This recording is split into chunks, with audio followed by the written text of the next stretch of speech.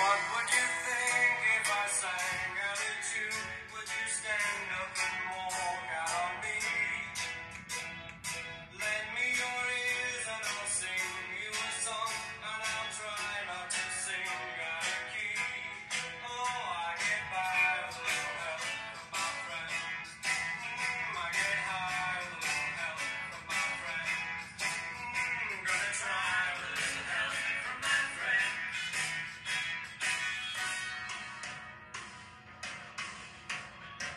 What do I do when my love is away?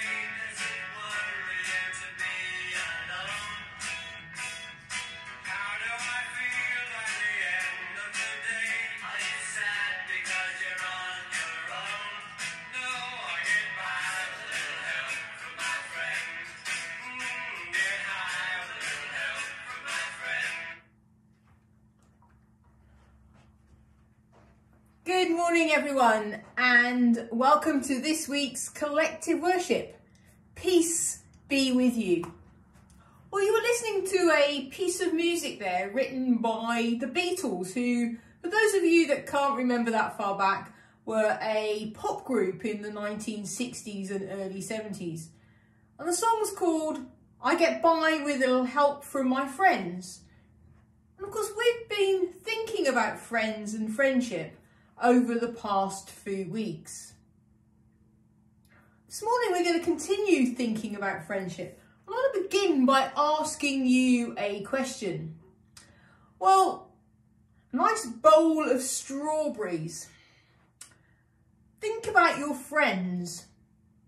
If your friends asked you to share a nice bowl of strawberries with them, I wonder how many of you would say, yes, please, straight away. Why don't you put your hands up if you would do that? Probably most of you, I guess. Because we like doing nice things with our friends, and eating strawberries is a nice thing to do, unless, of course, you don't like strawberries. But now I wonder about this.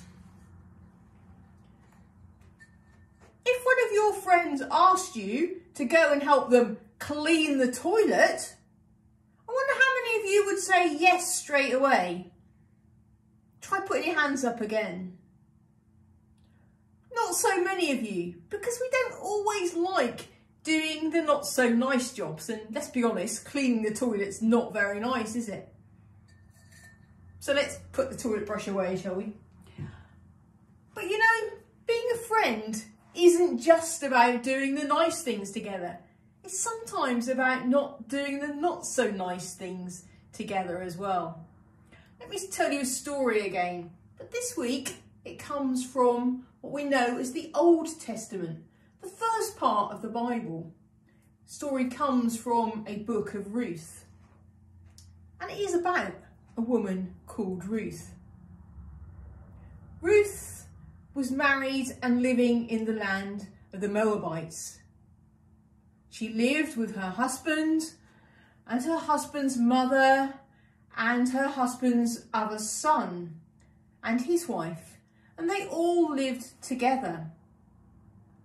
And they had a nice life. They were enjoying being together. They enjoyed doing things together.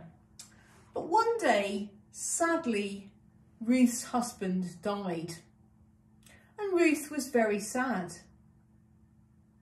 But because Ruth's mother-in-law, Naomi, was not from that part of the world, she decided that now that her son had died, she needed to go back to her own country and leave her daughter-in-law behind.